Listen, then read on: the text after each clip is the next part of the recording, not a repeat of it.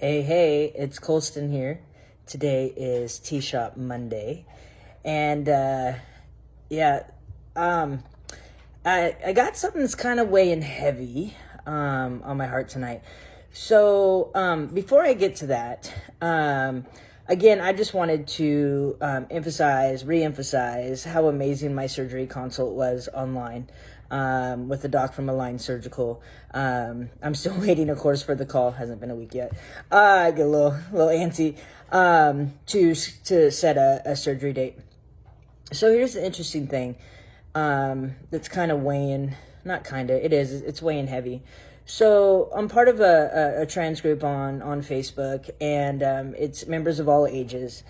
And I looked at it just a few minutes ago, and somebody was leaving the group. And part of the comment was about someone in their family is making them be a girl. And so they're going to leave the group, and they're really sorry things could be different. Just for a moment, I would love for people to just imagine, there's almost like a bullseye, right? So like right in the middle, that's you, right? That's you. No matter what, that's you. How you identify, personality traits, hobbies, talents, likes, dislikes, beliefs, at the core of that target is you.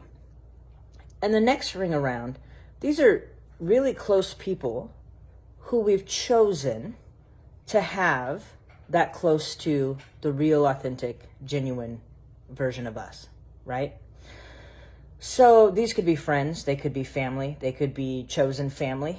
A lot of times birth families, adoptive families, in-law, however our families are defined by law, may not actually be family of choice. And I know it's going old school, I'm in my 40s, and we used to talk a lot about family of choice. But that target in the middle that's you get to choose. You get to choose who is in that next ring. And the ring outside of that is acquaintances, people maybe we work with, maybe colleagues. Maybe some of our colleagues are so amazing that they become part of our family of choice, and they get to come into that inner ring, right? And the outside ring is really kind of where strangers are at. They may even be outside of the outside ring, people I don't know, people I don't have interactions with. But the ring that has the strangers, those are incidents and interactions where, I go in to buy, a Monster from Circle K or a Gatorade from somewhere. And there's the, hi, how you doing? I'm good. How are you? That'll be $2.36. Thank you. And I always make sure to say, have a great day, or have an amazing day. And that's not about me, but I think often we forget that even as strangers, as acquaintances, as friends, as family, as chosen family, I think we forget the potential of how we can actually affect another person's life. We don't even have to be a part of their day-to-day life to have a positive effect on them. The part that's weighing heavy on me is the people who are a part of other trans folks' life, or their lives that know they have an effect and continue to push their own agenda. So I've got a buddy who I've never met, been online, and we chatted just a little bit tonight about an unsupportive parent. And I think there's a difference between an unsupportive parent and a hurtful parent. Granted, trans folks, again, on this group in all ages. And so until you're legally out on your own, yes, sometimes you will feel like the world is ending. There are no options for you. There are no choices. Everything is decided for you. Please know it does get better when we get to choose our family, when we get to choose the people who are supportive to us. Whether they understand our transition or not, whether they can relate to it or not. Love is that connecting piece between that center target you and those you allow in. So I don't really have, I mean, I'm a therapist, and I was like, oh, therapists give advice. Good therapists don't give advice. Good therapists help you figure out how to make decisions based on your thoughts, values, and beliefs, right? We help people find the answers that are already within themselves. Maybe they got hidden, right? But my heart just kind of aches a bit to hear how much angst, how much uncertainty, how much doubt, how much questioning that people have in the trans umbrella, the transgender umbrella, which is really big, because of other people's or external factors that we don't have any control over, right? So if I have an unsupportive parent, I could provide them all the evidence in the world of why they should be supportive.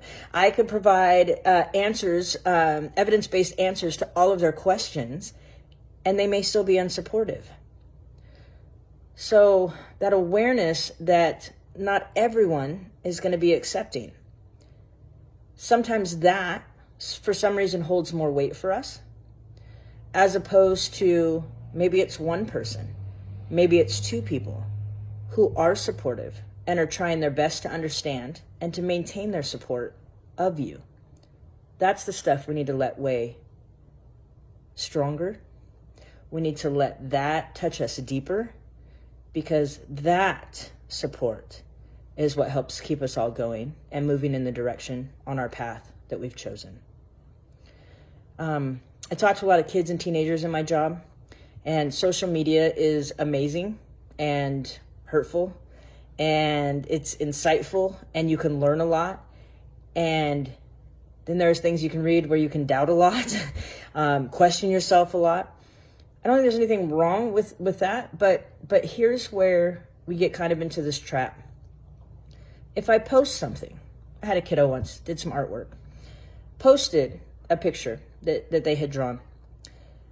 When I asked, oh my gosh, did anybody react to your post? The first thing that they said was, yeah, I got two, just really, really bad comments that just really hurt my feelings. And sure, I can feel their pain in that. But when I asked how many positive comments they had, 697.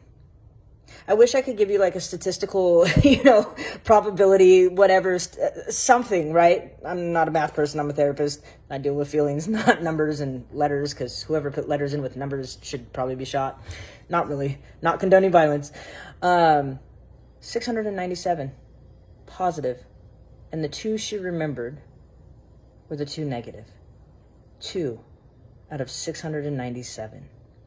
How often do we find ourselves focused on those small, stranger or family, people we know or have never met, people we'll never meet, their opinion, that center, that where we are you on all the other rings in that target, we're in the middle because we're the boss.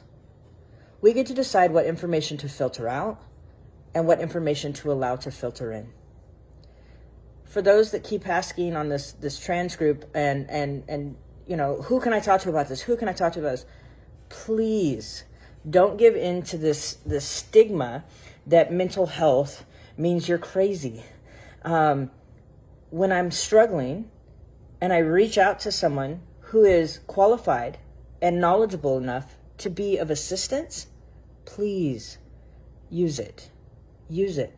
They may be the first person that helps you experience what support looks like, what unconditional positive regard looks like.